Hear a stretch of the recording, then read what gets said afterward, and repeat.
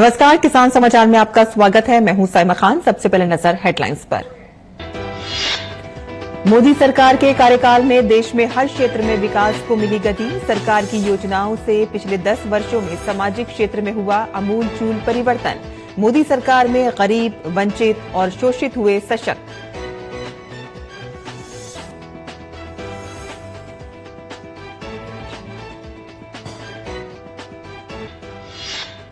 देश में पेट्रोल और डीजल 2 रुपए प्रति लीटर सस्ता। पेट्रोलियम और प्राकृतिक गैस मंत्रालय ने कहा कि इससे उपभोक्ताओं की व्यय क्षमता बढ़ेगी तथा डीजल से चलने वाले 58 लाख भारी वाहन, 6 करोड़ कारें और 27 करोड़ दोपहिया वाहनों का परिचालन व्यय होगा कम। किसानों को भी मिलेगा लाभ। पूर्वी भारत में मीठी क्रांति का आगाज। रांची में देश की 5वीं व पूर्वी भारत की पहली अत्याधुनिक हनी टेस्टिंग लैब का शिलान्यास। केंद्रीय मंत्री अर्जुन मुंडा ने कहा कि देश में बढ़ रहा है शहद का उत्पादन और निर्यात।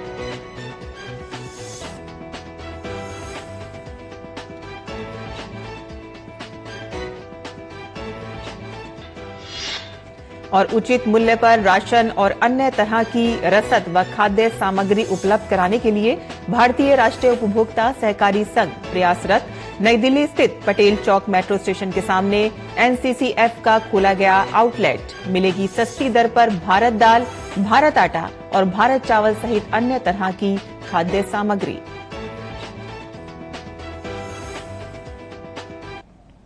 और अब समाचार विस्तार से।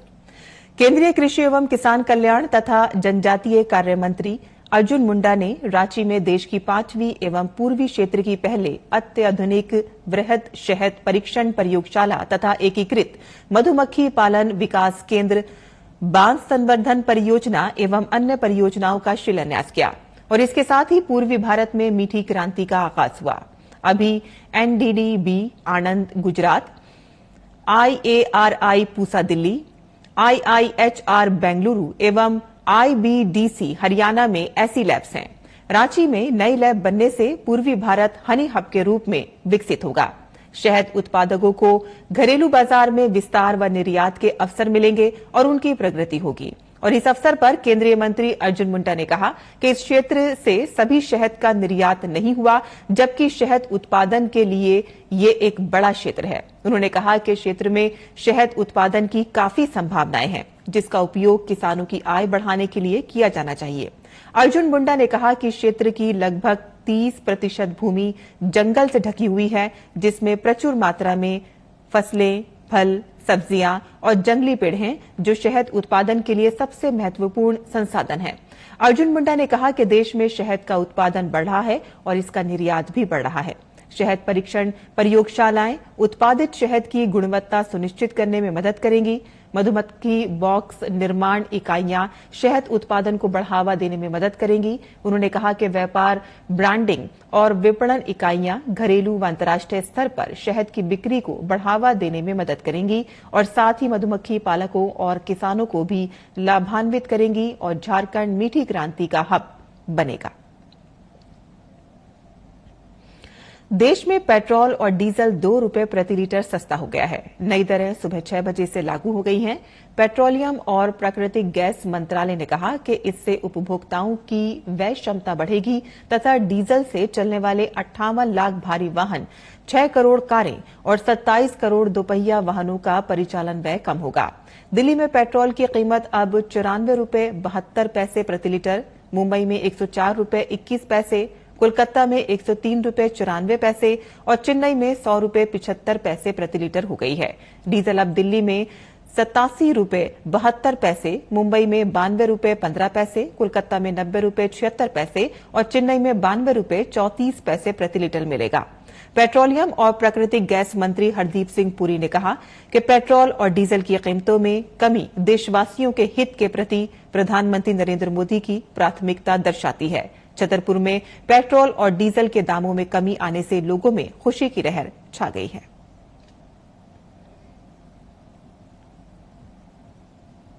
गए हम तो 10-10 पैसा कमावे वाले हैं। हम लोगों ने तो बढ़िया है। मोदी सरकार को धन्यवाद कर रहे हम लोग। बहुत खुशी की बात है मोदी सरकार में ये काफी राहत मिलती रहती है सभी को। भाई इसमें क्या है कि घर परिवार वालों को भी काफी राहत है, ट्रांसपोर्ट वालों को भी काफी राहत है ना। भाई भविष्य में मोदी सरकार से इसी तरीके से बहुत सुविधाएं मिलती रहती हैं, जिसमें पब्लिक को काफी राहत मिलती रहती है। तो कल ही रेट कम हुई है 2 रुपए, जिससे लोगों में काफी उत्साह है और देखा जाएगा, आप देखिए येलो लाइन लगना चालू हो गई है। और मोदी सरकार के कार्यकाल में देश में हर क्षेत्र में विकास को गति मिली है। सामाजिक क्षेत्र की बात करें तो सरकार की योजनाओं का असर यहां साफ देखा जा सकता है। प्रधानमंत्री समाज के उत्थान और समाज के कल्याण के लिए हमेशा तत्पर नजर आए हैं। फिर चाहे स्वच्छ और स्वस्थ भारत अभियान की बात हो या सबका साथ सबका विकास को सार्थक करने की।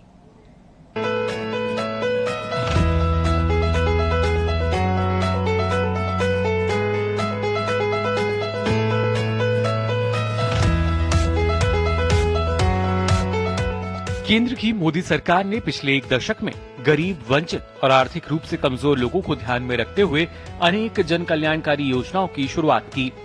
प्रधानमंत्री ने अपने परिवारजनों यानी जनता के साथ भावनात्मक जुड़ाव स्थापित किया है।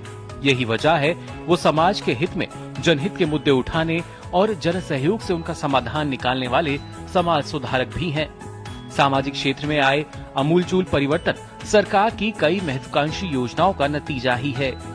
पिछले 10 वर्षों में हुए बदलाव पर नजर डालें तो 2014 तक 1.8 करोड़ शौचालयों का निर्माण हुआ था, जबकि 2024 तक 11.5 करोड़ शौचालयों का निर्माण हुआ। 2014 तक देश में केवल 37% ही हिस्सा ओडीएफ में था। सितंबर 2023 तक 75% से अधिक हिस्सा ओडीएफ के दायरे में आया। 2014 में कचरे का 15 से 16% ही वैज्ञानिक प्रसंस्करण हो पाता था।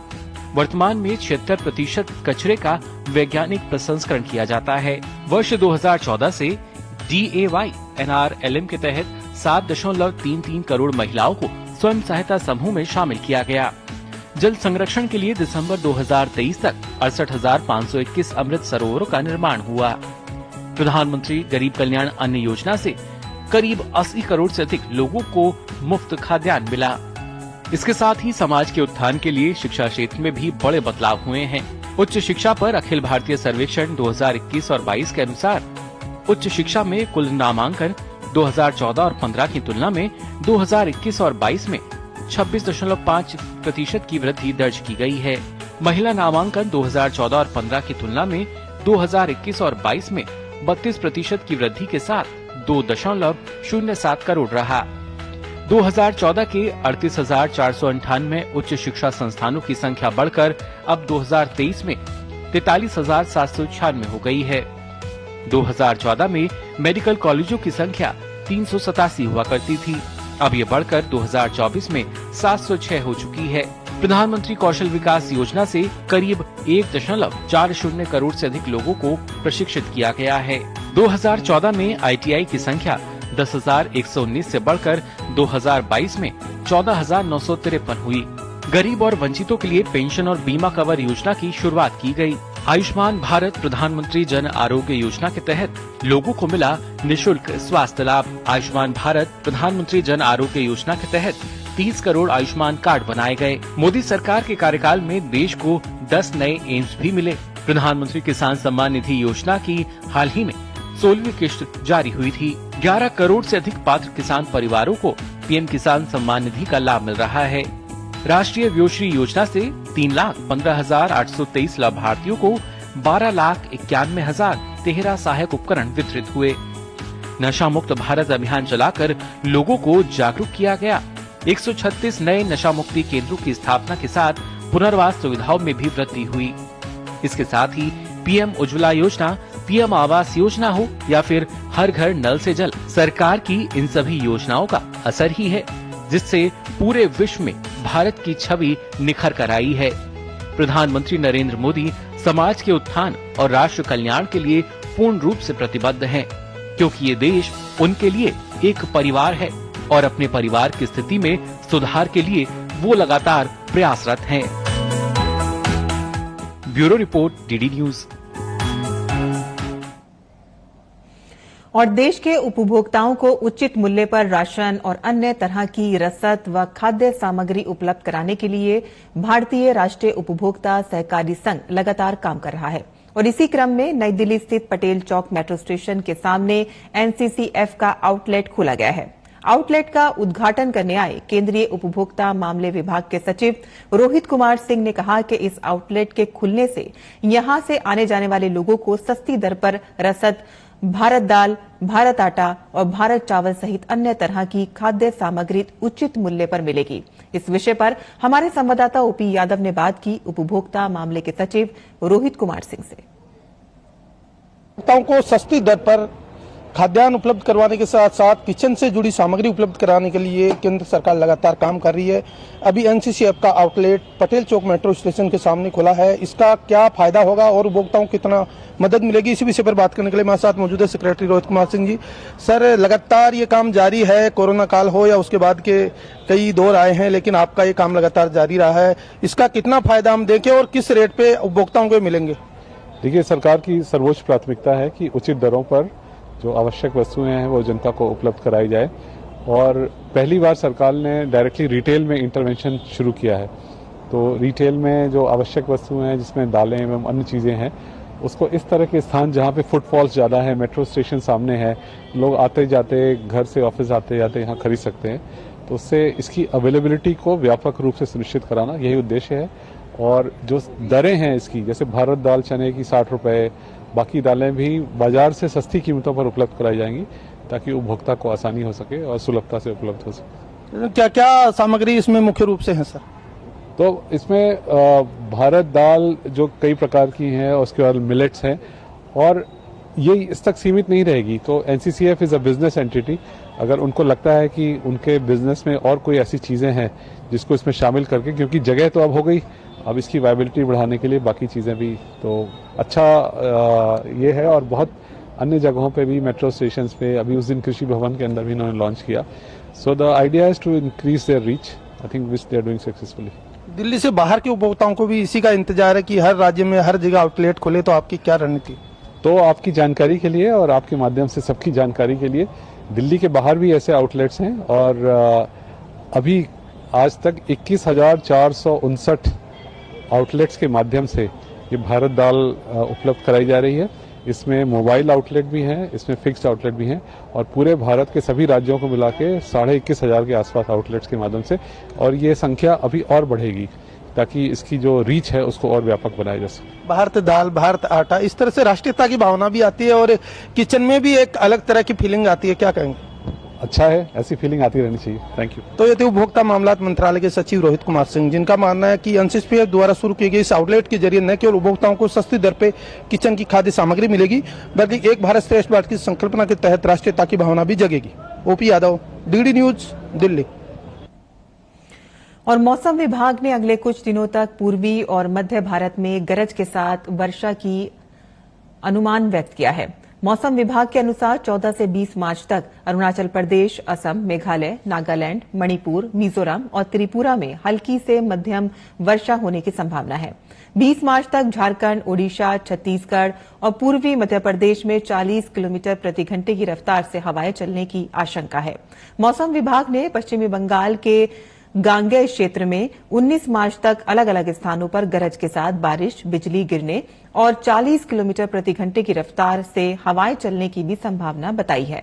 मौसम विभाग ने कहा है कि अगले 5 दिनों के दौरान केरल, माहे, रायलसीमा, तमिलनाडु, पुडुचेरी और कराईकल में उमस बनी रहेगी। वहीं कर्नाटक के उत्तर और भीतरी इलाकों में लू चलने की संभावना है। और किसान समाचार में अब जान लेते हैं देश भर की मंडियों का भाव।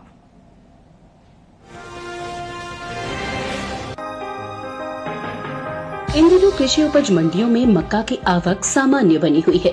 भाव की बात करें तो गुरुवार को जम्बूसर, उदयपुर और गोरखपुर मंडी में मक्का के सौदों में नरमी के साथ कारोबार हुआ, जबकि दाहोद मंडी में इस दौरान मक्का के सौदों में कोई बदलाव देखने को नहीं मिला। एग मार्केट के मुताबिक गुजरात के दाहोद मंडी में 13 मार्च को सफेद मक्का का भाव रहा 2500 रुपए। 14 मार्च को इसके भाव में कोई बदलाव देखने को नहीं मिला और भाव 2500 रुपए पर बना रहा। जबकि राज्य के ही जम्बूसर मंडी में इस दौरान मक्का के सौदों में नरमी के साथ कारोबार हुआ। यहाँ 13 मार्च को मक्का का भाव था 2100 रूपए। 14 मार्च को इसके सौदे 100 रूपए लुढ़क कर 2000 रूपए पर हुए। राजस्थान के उदयपुर मंडी में 13 मार्च को पीली मक्का का भाव रहा 2060 रूपए। 14 मार्च को इसके सौदों में 10 रूपए की नरमी आई और भाव 2050 रूपए पर आ गया। उत्तर प्रदेश के गोरखपुर मंडी में 13 मार्च को हाइब्रिड मक्का का भाव रहा 2180 रूपए। 14 मार्च को इसके भाव में 5 रूपए की नरमी आई और भाव 2175 रूपए हो गया। उत्तर प्रदेश की दूसरी मंडियों में मक्का के भाव की बात करें तो यहाँ गुरुवार को गोंडा मंडी में पीली मक्का का भाव रहा 2370 रूपए। कासगंज मंडी में भाव रहा 2110 रूपए। लखीमपुर मंडी में मक्का 2050 रूपए पर बिका, जबकि शामली मंडी में इस दौरान मक्का के सौदे 2290 रूपए पर हुए। इस साल खरीफ मक्का की पैदावार बढ़त देखने को मिल सकती है। कृषि मंत्रालय की ओर से जारी पहले अग्रिम अनुमान के मुताबिक साल 2023-24 के दौरान देश में खरीफ मक्का की उपज 224.82 लाख मीट्रिक टन होने का अनुमान जताया गया है, जो पिछले साल की 213.51 लाख मीट्रिक टन की पैदावार की तुलना में करीब 11 लाख मीट्रिक टन अधिक है। अनुमान है कि खरीफ मक्का की उपज का असर इसके बाजार भाव पर पड़ सकता है। मक्का के निर्यात पर नजर डालें तो कृषि और प्रसंस्कृत खाद्य उत्पाद निर्यात विकास प्राधिकरण यानी एपीडा के मुताबिक वित्त वर्ष 2022-23 के दौरान भारत ने विश्व भर में 34,53,680.58 मीट्रिक टन मक्के का निर्यात किया है, जिसकी कुल कीमत 8,987.13 करोड़ रुपए है।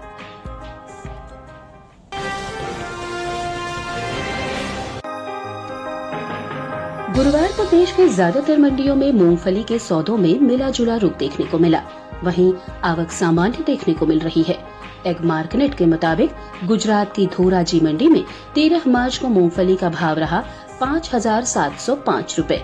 14 मार्च को इसके भाव में 175 रूपए की तेजी आई और भाव 5,880 रूपए पर जा पहुंचा।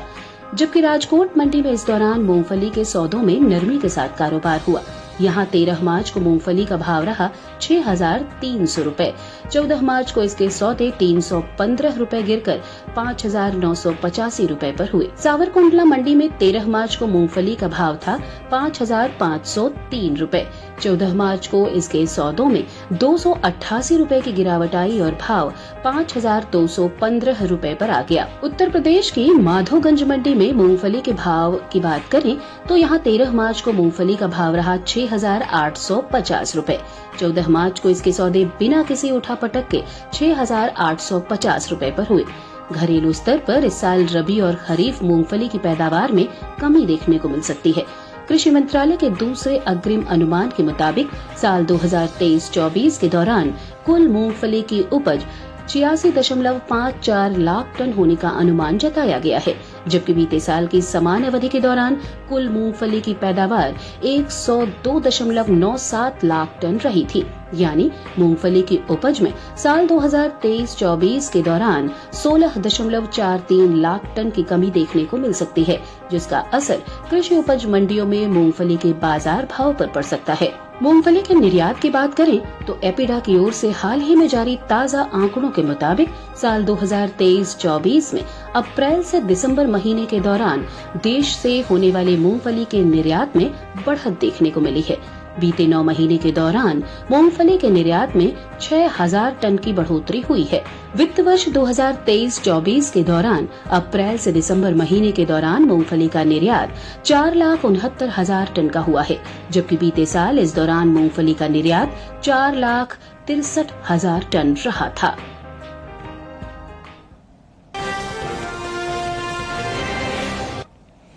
और मंडी खबर के बाद अब बात करते हैं मौसमी खेती की। किसान इस मौसम में कैसे रखें अपनी खेती का ख्याल, आइए देखते हैं।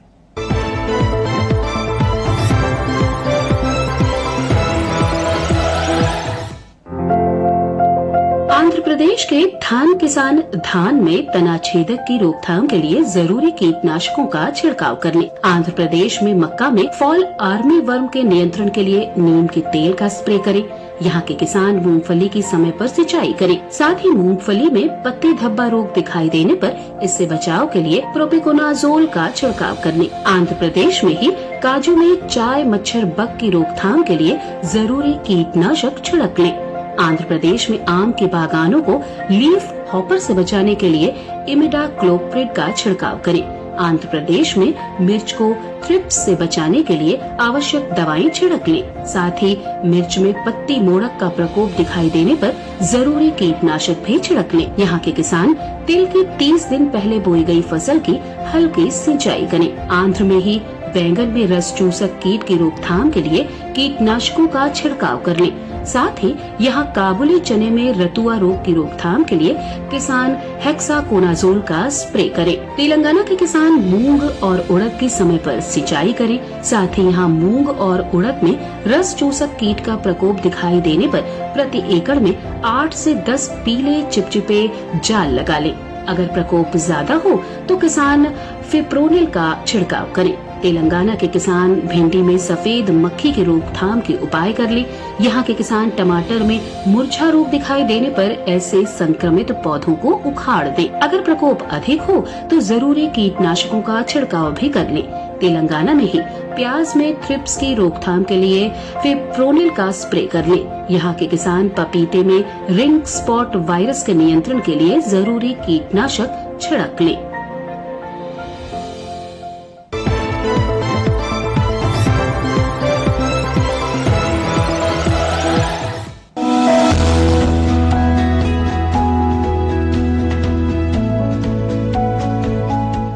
टमाटर के लिए जीवांश वाली बलुई दोमट और दोमट मिट्टी इसके लिए ज्यादा उपयुक्त होती है। 1 हेक्टेयर बुआई के लिए सामान्य किस्म का 400 से 500 ग्राम बीज चाहिए, जबकि संकर किस्म का 150 से 200 ग्राम बीज ही पर्याप्त होगा। जिन किसानों की पौध तैयार हो गई है वो अब इसकी रुपाई कर ले। रुपाई के लिए खेत को अच्छी तरह जोतकर मिट्टी को भुरभुरा बना ले और क्यारियां तैयार कर ले। हर क्यारी 0.75 मीटर चौड़ी और जरूरत के हिसाब से 5 से 10 मीटर लंबी हो सकती है। ध्यान रहे कि सीमित बढ़वार वाली फसल के लिए कतार से कतार के बीच की दूरी 60 सेंटीमीटर और पौध से पौध की दूरी 45 सेंटीमीटर होनी चाहिए, जबकि असीमित बढ़वार वाली फसलों में कतार से कतार की दूरी 75 सेंटीमीटर और पौध से पौध के बीच की दूरी 50 सेंटीमीटर होनी चाहिए। रुपाई दोपहर बाद करना ज्यादा बेहतर रहेगा। रुपाई के तुरंत बाद जरूरत हो तो हल्की सिंचाई कर दे। बाद में जब भी आवश्यक हो तो पानी देते रहे। खरपतवार नियंत्रण के लिए समय समय पर निराई गुड़ाई करते रहे। टमाटर में कई तरह की बीमारियां भी लग सकती है। झुलसा रोग में पुरानी पत्तियां पीली हो जाती है। टमाटर की फसल में विषाणु से फैलने वाला मौजिक रोग भी खतरनाक है। इसमें पत्तियां सिकुड़ जाती हैं और पौधों की बढ़वार रुक जाती है। रोकथाम के लिए सिकुड़ी पत्तियों को उखाड़ कर जला दे। टमाटर में पत्ती, तना और फल भेदक कीट लगते हैं। इससे ग्रसित पत्तियां गिर जाती हैं। रोकथाम के लिए विशेषज्ञों की सलाह पर उचित दवाओं का छिड़काव करें।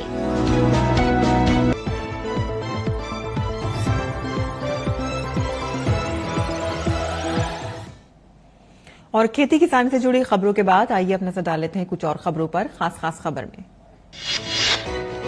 रक्षा मंत्री राजनाथ सिंह ने नई दिल्ली में नवनिर्मित नौसेना भवन का उद्घाटन किया। इस मौके पर प्रमुख रक्षा अध्यक्ष जनरल अनिल चौहान, नौसेना अध्यक्ष एडमिरल आर हरिकुमार, डीआरडीओ के अध्यक्ष डॉक्टर समीर वी कामत समेत कई अन्य गणमान्य लोग मौजूद थे।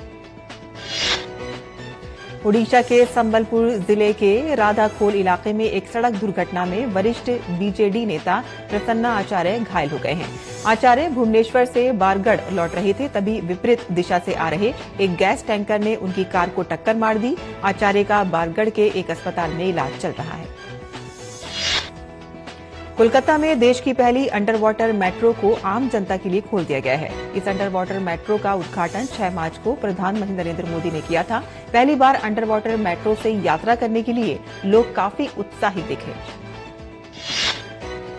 निर्वाचन आयोग के 2 नवनियुक्त चुनाव आयुक्तों ज्ञानेश कुमार और डॉक्टर सुखबीर सिंह संधू ने कार्यभार संभाल लिया है। मुख्य चुनाव आयुक्त राजीव कुमार ने पदभार संभालने पर उनका स्वागत किया। श्रीनगर के एचएमटी के बाहरी इलाके में एक फर्नीचर फैक्ट्री में आग लग गई। आग लगने की सूचना मिलते ही अग्निशमन गाड़ियां मौके पर पहुंची और आग पर काबू पा लिया। केंद्रीय मंत्री पीयूष गोयल ने इंडो पैसिफिक इकोनॉमिक फ्रेमवर्क को वर्चुअल बैठक में शामिल हुए। केंद्रीय मंत्री पीयूष गोयल के साथ साथ अमेरिकी वाणिज्य सचिव जीना रायमोंडो, थाई उप प्रधानमंत्री पारनप्री बहिदा नुकारा और अन्य देशों के मंत्री सम्मिलित हुए। केरल के तिरुवनंतपुरम में 6 स्कूलों में अटल टिंकरिंग लैब्स के लिए साइन अप किया गया है। केंद्रीय मंत्री राजीव चंद्रशेखर ने तिरुवनंतपुरम में 10 अटल टिंकरिंग लैब शुरू करने की घोषणा की। कोयला खदानों की वाणिज्यिक नीलामी के 9वें दौर और 8वें दौर के तहत नीलामी के तीसरे दिन एक कोयला खदान की नीलामी की गई है। ये कोयला खदान आंशिक रूप से खोजी या अन्वेषण की गई कोकिंग कोल खदान है और इस कोयला खदान में कुल भूगर्भिक भंडार 200 मिलियन टन का है। मणिपुर में भूकंप के झटके महसूस किए गए हैं। मणिपुर के उखरुल में 3.9 तीव्रता का भूकंप आया है और इसका केंद्र जमीन से 90 किलोमीटर गहराई में था। पाकिस्तान और अफगानिस्तान के शरणार्थियों ने नागरिकता संशोधन कानून के मुद्दे पर नई दिल्ली स्थित कांग्रेस मुख्यालय के बाहर प्रदर्शन किया। शरणार्थियों ने सीएए पर कांग्रेस की टिप्पणी के खिलाफ जमकर नारेबाजी की। मुंबई में बीएमसी ने 24 अप्रैल तक शहर भर में 5% पानी की कटौती की घोषणा की है और नागरिकों से पानी का संभल कर उपयोग करने का आग्रह किया है। ऐसे में लोगों को संभल कर पानी खर्च करने की सलाह दी गई है। और किसान समाचार में आज के लिए बस इतना ही। अनुमति दें। नमस्कार।